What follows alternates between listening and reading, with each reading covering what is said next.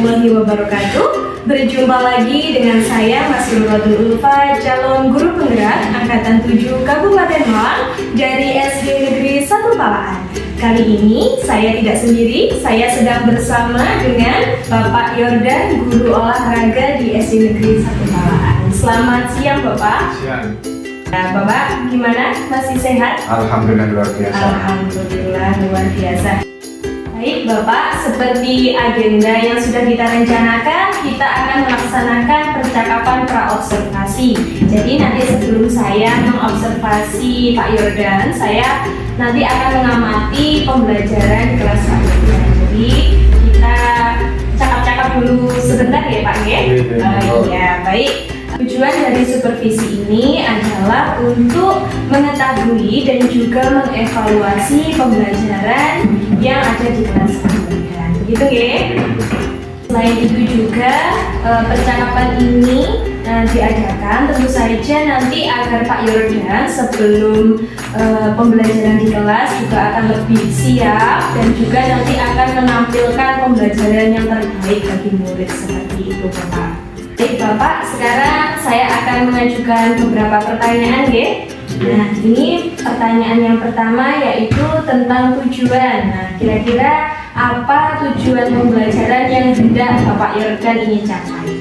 Berdasarkan rancangan yang saya tuliskan itu ada dua. Itu yang pertama, peserta didik itu mampu menyimak informasi dan peragaan materi tentang gerak jalan, berlari, melompat, dan memadukan konsep gerak ke berbagai arah dan kecepatan.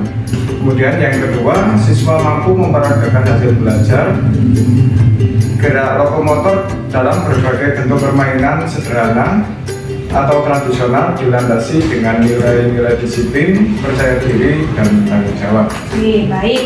Berarti yang saya catat tadi dari jawaban Bapak Yordan ada dua tujuan pembelajaran ya Bapak ya? Oke.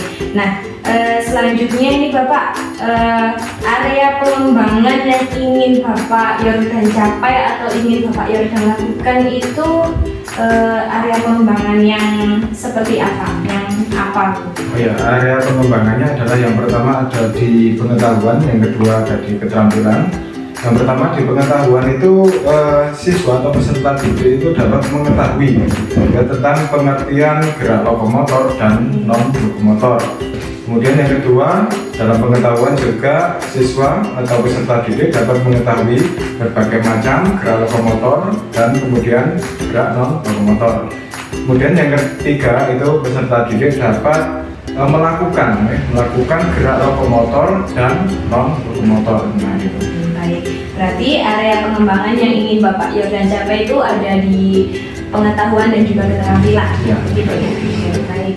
Selanjutnya saya ingin mendengar nih bagaimana rancangan pembelajaran yang ingin Bapak Yordan terapkan di kelas. Mungkin dari segi strategi pembelajaran, model pembelajaran, metode pembelajaran, seperti itu Bapak.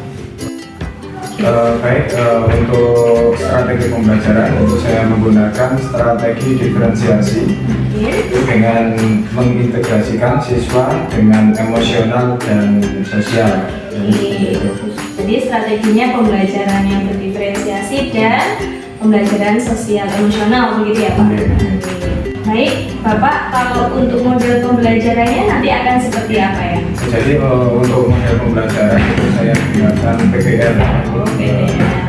Untuk PBL itu siswa saya kelompokkan menjadi beberapa kelompok dan kemudian saya berikan suatu masalah atau tugas.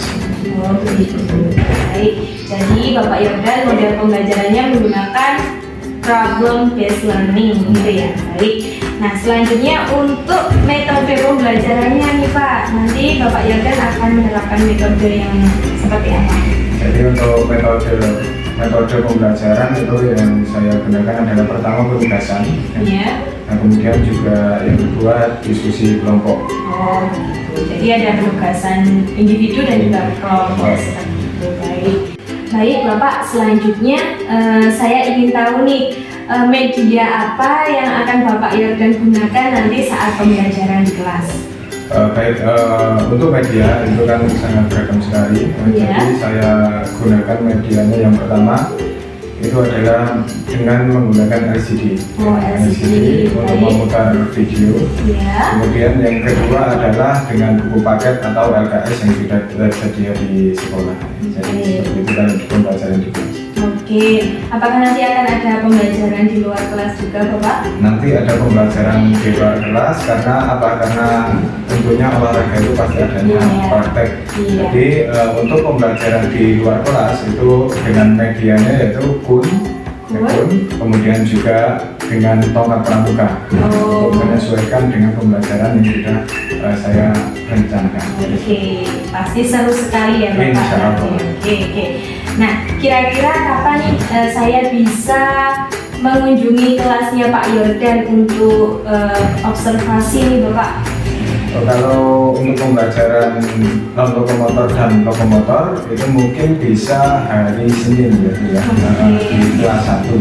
Di kelas 1 hari Senin, baik. kelas 1. Baik, jadi nanti hari Senin di kelas 1 saya akan melakukan supervisi di kelasnya Pak Yordan dan saya akan mencatat hal-hal apa yang sudah terjadi di dalam kelas. Begitu ya Bapak? Baik. Nah Pak Yordan, selanjutnya setelah saya akan mengobservasi kelas Bapak, nanti kita juga akan mengadakan percakapan pasca observasi. Bersedia apa mboten iki Bapak? Bersedia. Oke, alhamdulillah. Nah, sebelum saya akhiri percakapan kita hari ini, kira-kira apa nih yang sudah Bapak Yordan dapatkan dari percakapan kita pada pra-observasi? Mungkin hasil percakapan ini saya lebih bisa nanti itu tahu apa itu gambaran-gambaran yang mungkin nantinya akan saya lakukan untuk mengajar kelas 1. Baik. Mungkin dari segi media dan apapun juga mungkin lebih siap dari seperti itu. Oke, alhamdulillah. Baiklah, Bapak Yordan, terima kasih atas waktunya karena sudah bersedia melakukan percakapan pra-observasi dengan saya ya Pak. Sampai bertemu lagi nanti di hari Senin. Iya, hari Senin di kelas 1 ya Bapak. Baik. Baiklah, demikian tadi percakapan saya dengan Bapak Yordan, percakapan pra-observasi. Sampai bertemu lagi nanti pada saat observasi dan juga percakapan pasca observasi. Wassalamualaikum warahmatullahi wabarakatuh. Salam guru penggerak.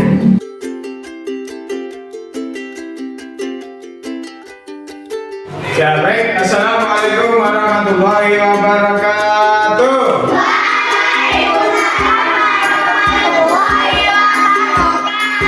Selamat pagi. Baik, apa kabar anak-anak hari ini sehat? Oke, hari ini kita akan belajar tentang pembelajaran apa? PJOK. PJOK materinya apa? Gerak dasar, non lokomotor dan lokomotor. Oke, sebelum memulai pembelajaran, kita absen dulu ya. Siapa yang tidak masuk hari ini? Revan. Kenapa Revan tidak masuk? Sakit. Oh, alah, iya. Sebelum memulai pembelajaran, anak-anak terlebih dahulu.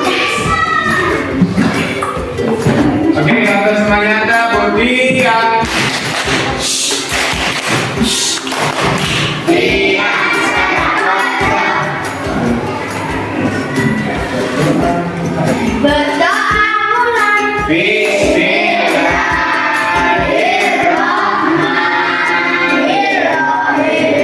Baik anak-anak, selanjutnya kita akan menyanyikan lagu Indonesia Raya. Anak-anak bisa berdiri.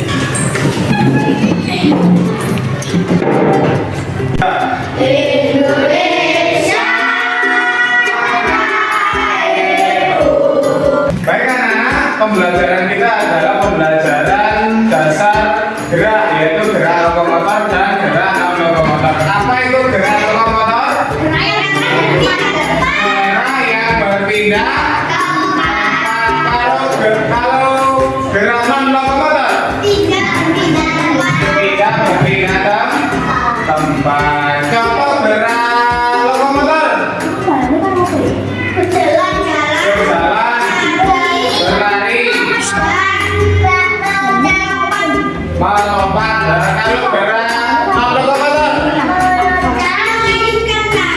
mengayunkan tangan, terus menggelengkan kepala, terus berjalan di depan. Bagus.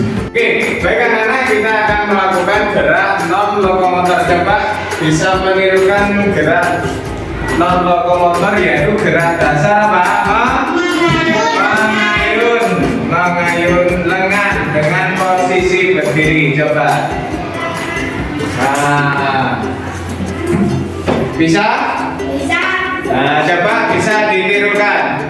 Ya, satu, kakinya rapat ya, kakinya rapat, kakinya rapat. 1, 2, 3, depan, belakang, depan, belakang, depan, belakang, depan, belakang, depan, belakang.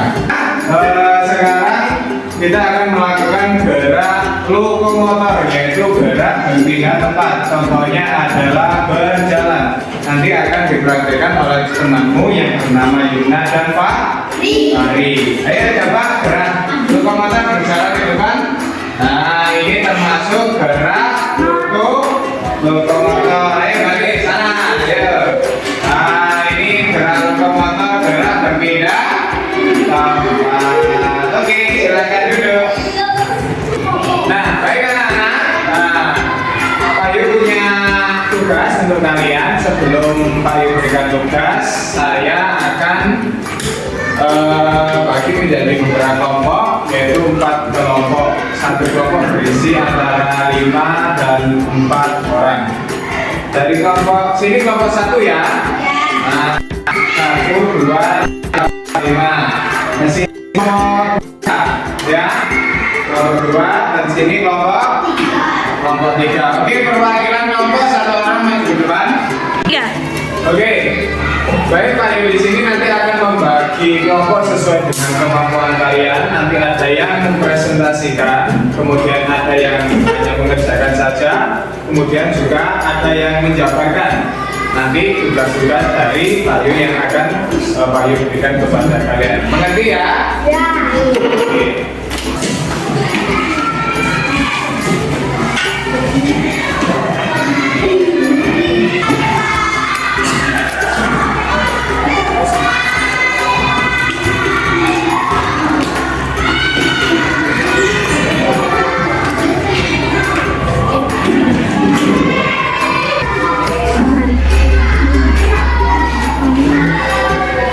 Assalamualaikum warahmatullahi wabarakatuh.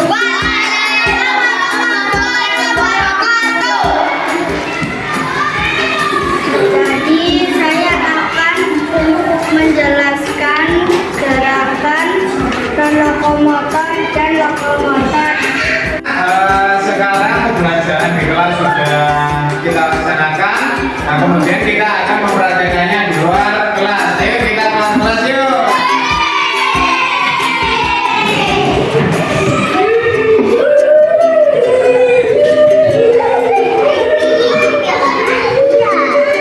Baik anak-anak, kita akan praktek di luar dengan menggunakan apa ini? Tongkat apa? Tongkat pramuka ya. Nanti materi ya, gerak lokomotor dan non lokomotor nanti akan kita praktekkan dengan menggunakan media apa ini? Tongkat pramuka. Coba Pak Yu minta anak-anak untuk mencari pasangan satu pasang. Yo, ayo. Baik anak-anak, nanti kita akan melakukan gerakan non lokomotor dan lokomotor dengan menggunakan media tongkat pramuka. Saya beri contoh dulu, 2 orang maju ke depan, satu pasang. Nanti dipegang dulu tongkatnya. Ini kita akan melakukan gerak lokomotor berlari.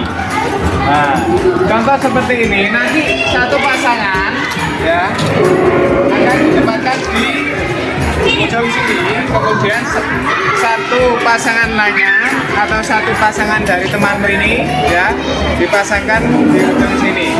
Dan nanti bagaimana caranya untuk bisa menangkap tongkat punya pasangannya, punya temannya, nanti dengan cara berlari. Saya contohkan terlebih dahulu ya.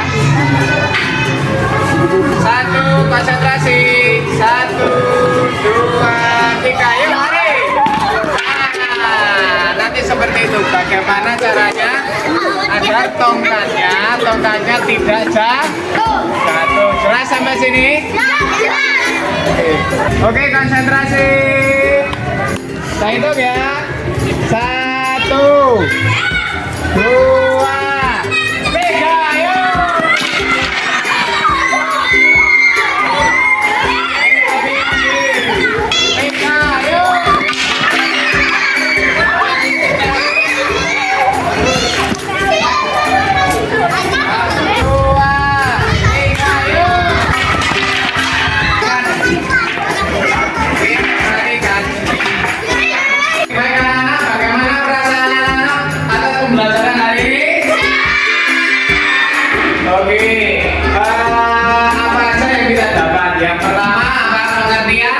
Gerak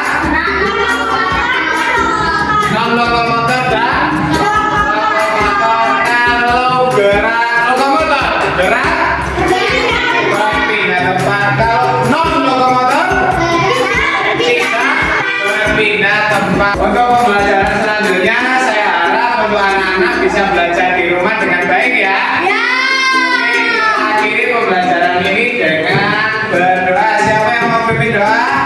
Amang, nah.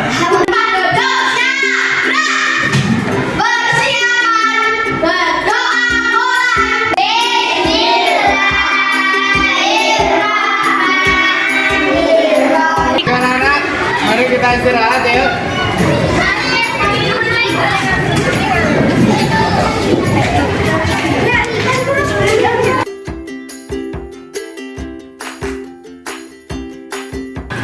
Assalamualaikum warahmatullahi wabarakatuh. Halo Bapak Ibu Guru Penggerak, jumpa lagi dengan saya Mas Nurul Ulfa, calon guru penggerak angkatan 7 dari Kabupaten Malang, SD Negeri 1 Palaan. Kali ini saya tidak sendiri lagi, saya ditemani oleh Pak Yordan. Iya, Pak Yordan adalah guru PJOK di SD Negeri 1 Palaan. Kita tahu bahwasanya kemarin kami sudah melaksanakan percakapan pra-observasi dan juga saya sudah mensupervisi kelasnya Pak Yordan, dan sekarang kita akan melaksanakan percakapan pasca observasi. Assalamualaikum warahmatullahi wabarakatuh, Pak Yordan. Iya, selamat pagi Pak. Sehat ya? Alhamdulillah. Baik Bapak, sebelumnya di sini saya akan menyampaikan tentang hal-hal apa saja yang sudah saya catat ketika kita melakukan kegiatan pra-observasi dan juga observasi. Nah, sebelumnya pada percakapan pra-observasi Pak Yordan sudah menyampaikan bahwa ada 2 area yang ingin Pak Yordan kembangkan, yaitu keterampilan dan juga pengetahuan. Nah, ketika kemarin saya mengobservasi kelas Bapak, 2 hal tersebut sudah sangat nampak sekali. Hal itu terbukti ketika pada area pengembangan pengetahuan ya Pak, anak-anak bisa mendeskripsikan dan juga menjelaskan apa itu pengertian gerak lokomotor, non lokomotor, dan juga contoh-contohnya. Kemudian juga yang kedua, kemarin sudah terbukti bahwasanya keterampilan anak-anak sudah nampak. Hal itu terbukti pada saat anak-anak praktek di luar kelas bisa mempraktekkan gerak lokomotor dan lokomotor, gitu ya Bapak. Nah, itu tadi Pak Yordan hasil pengamatan saya ketika saya mengobservasi kelasnya Pak Yordan mengenai area pengembangan yang ingin Pak Yordan kembangkan. Nah, selanjutnya saya juga ingin tahu nih dari sisi Pak Yordan sebagai guru yang saya observasi di kelas. Menurut Bapak, refleksi dari pembelajaran kemarin itu apa saja? Baik, dari refleksi yang mungkin dapat saya sampaikan, yang pertama dari tujuan pembelajaran, yaitu tercapai menurut saya itu sudah 80%. 80%, dan dilihat dari anak-anak itu sudah menguasai dari segi pengetahuan, kemudian juga dari segi keterampilan ya. Kemudian mungkin ada kekurangan ya, di mana anak-anak itu terkadang kan juga memiliki potensi-potensi lain, seperti memiliki kemampuan di bidang pendengaran ataupun auditori, kemudian ada juga memiliki kemampuan di istilahnya di melihat atau visual, kemudian juga ada kemampuan di keterampilan atau gerak motorik. Itu seharusnya media-media saya itu bisa saya kembangkan lagi mungkin lebih bisa menyesuaikan dari karakteristik anak-anak tersebut. Jadi seperti itu. Oh baik, jadi Pak Yordan kedepannya ingin lebih ke kebutuhan siswa begitu ya Pak, menyiapkan medianya, begitu kan? Oke. Kemarin saya juga melihat di kelasnya Pak Yordan sudah melaksanakan pembelajaran diferensiasi dengan cara Pak Yordan membedakan sesuai kemampuan anak-anak pada saat pembagian kelompok dan juga diferensiasi produk. Jadi ada kelompok yang presentasi, kemudian ada juga kelompok yang dengan hanya jawaban saja, terus kemudian juga ada yang sambil menjelaskan begitu ya Pak Yordan ya. Berarti Pak Yordan tadi yang saya tangkap Pak Yordan juga ingin melaksanakan diferensiasi konten ya. Jadi bahan-bahannya ada yang dari nggak cuma video saja, terus kemudian juga variasikan. Iya, begitu sesuai kebutuhan anak-anak. Apakah begitu Pak Yordan? Betul sekali. Oke, baik. Baik Pak Yordan, saya juga ingin mengkonfirmasi tentang refleksi Pak Yordan tadi mengenai tujuan pembelajaran dan juga area yang ingin Pak Yordan kembangkan. Pak Yordan tadi mengatakan bahwasannya sudah mencapai 80% ya Pak? Oke, baik. Tadi juga saya menangkap adanya kekurangan yang dirasa oleh Pak Yordan. Mungkinkah nanti ada tindak lanjut atas refleksi Pak Yordan tersebut? Ya, pasti ada tindak lanjut ya. Yang pertama adalah dari segi konten. Ya. Kontennya akan saya ubah. Ya, seperti yang saya bicarakan tadi, konten yang pertama adalah sesuai dengan karakteristik siswa. Lebih menarik juga gambar-gambarnya, walaupun bisa siswa itu menangkap secara utuh materi yang saya sampaikan. Kemudian yang kedua, mungkin anak-anak kan terkadang jenuh dari mungkin pembelajaran. Jadi saya itu harus bisa meningkatkan semangat anak-anak lagi dengan menggunakan media speaking kan. Oh gitu, baik. Nah, kemudian yang terakhir itu karena anak-anak kemarin itu waktunya terbatas, jadi media yang saya gunakan itu tidak terpakai semua. Maka dari itu mungkin saya lebih bisa nanti untuk bisa memanajemen waktu agar media-media yang saya gunakan itu bisa digunakan secara baik dan semua bisa digunakan gitu. Oke, baik Pak Yordan, saya akan konfirmasi lagi ya. Tadi tindak lanjut yang ingin Pak Yordan kerjakan nanti ke depannya, yang pertama yaitu dengan memvariasikan konten atau bahan ajar untuk anak-anak, jadi sesuai kebutuhan dan juga anak-anak gitu ya. Kemudian yang kedua, agar anak-anak tidak jenuh juga, nanti Pak Yordan juga akan lebih berinovasi tentang ice breaking begitu ya. Baik. Terus kemudian yang ketiga adalah tentang manajemen waktu. Ya, kemarin pada saat observasi juga saya melihat Pak Yordan menggunakan media tongkat, tapi tidak menggunakan media kun yang seperti Pak Yordan sampaikan pada saat pra-observasi begitu ya. Nah, baik Pak Yordan, selanjutnya dari rencana tindak lanjut yang Pak Yordan sampaikan tadi, apakah ada harapan nih Pak setelah tindak lanjut tersebut dilaksanakan? Jadi kedepannya harapannya Pak Yordan seperti apa? Ya baik, mungkin tindak lanjutnya dari yang saya laksanakan itu, harapan saya yang pertama adalah bisa meningkatkan keaktifan siswa. Kemudian juga dapat memberikan siswa itu memiliki selain aktif juga pengetahuannya juga dapat. Mungkin dari persentase 80% bisa meningkat ke 90%.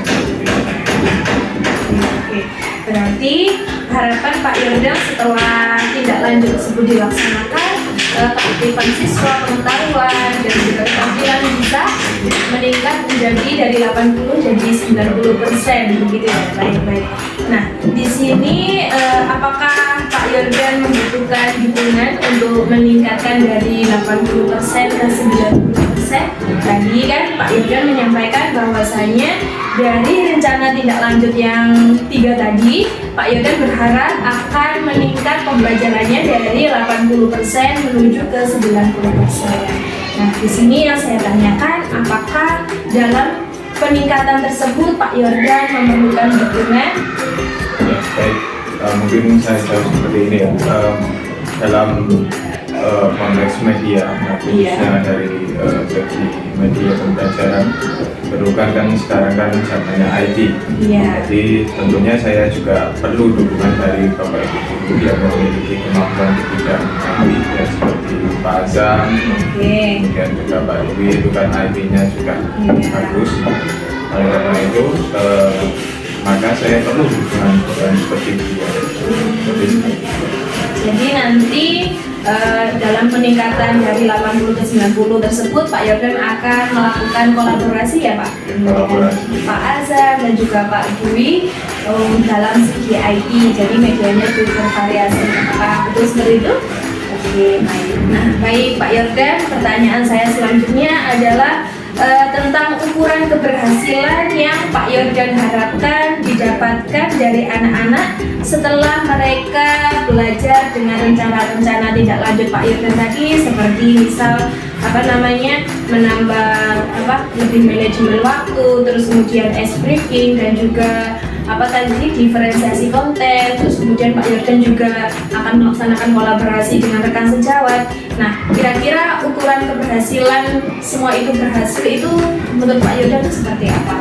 Kalau ukuran keberhasilan ya tujuan pembelajaran tercapai, kemudian juga nilai anak-anak juga meningkat. Oh, begitu. Karena ada peningkatan itu, maka ya setidaknya kita memiliki target yang tercapai. Baik, berarti ukuran keberhasilannya Pak Yordan ada dua ya. Pertama yaitu tujuan pembelajaran tercapai, dan yang kedua ada peningkatan hasil belajar siswa. Oke, baik Bapak. Apakah seperti itu ya? Pak Yordan, dari semua pertanyaan saya tadi yang telah Pak Yordan jawab, saya melihat rencana Pak Yordan sudah cukup matang ini dalam meningkatkan pembelajaran di kelas. Nah, ini saya ingin bertanya, kira-kira kapan nih realisasi rencana tindak lanjut Pak Yordan dan juga Pak Yordan yang tadi katanya ingin berkolaborasi dengan teman sejawat? Jadi untuk jeda waktunya ya, saya kira mungkin 2 minggu, karena juga ada persiapan dan sebagainya.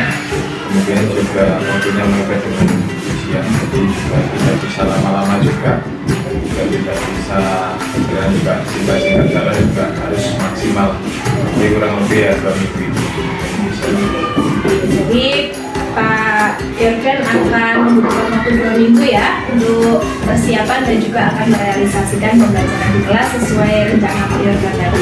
Oke, baik. Nah, di sini yang ingin saya tanyakan nih Pak Yordan selanjutnya, mungkin bisa dibilang pertanyaan terakhir. Kira-kira dari semua percakapan pasca observasi kita hari ini, apa yang sudah Pak Yordan dapatkan? Dari percakapan ini yang pertama adalah saya mengerti apa kekurangan dari media saya, kemudian juga saya mengajaknya bagaimana bisa meningkatkan nilai-nilai anak-anak, kemudian bagaimana nanti bisa saya berkolaborasi dengan teman-teman guru untuk meningkatkan pembelajaran. Jadi ya mungkin seperti itu. Alhamdulillah kalau begitu ya Pak ya. Terima kasih loh Pak atas waktunya, sudah meluangkan waktu mengadakan perbincangan pasca observasi dengan saya. Nah, baik Bapak, saya tunggu kabar baiknya ya selama 2 minggu ke depan. Semoga kelasnya Pak Yordan lebih jos lagi lah pokoknya ya Pak ya. Oke. Saya tunggu kabar baiknya, atau mungkin nanti boleh kalau saya mengobservasi lagi mungkin. Oke, monggo. Oke, terima kasih. Mungkin nanti bisa gantian Pak Yordan juga bisa mengobservasi kelas saya begitu ya. Baiklah, demikian tadi percakapan pasca observasi antara saya dan juga Bapak Yordan. Semoga dapat menginspirasi. Wassalamualaikum warahmatullahi wabarakatuh. Salam dan bahagia.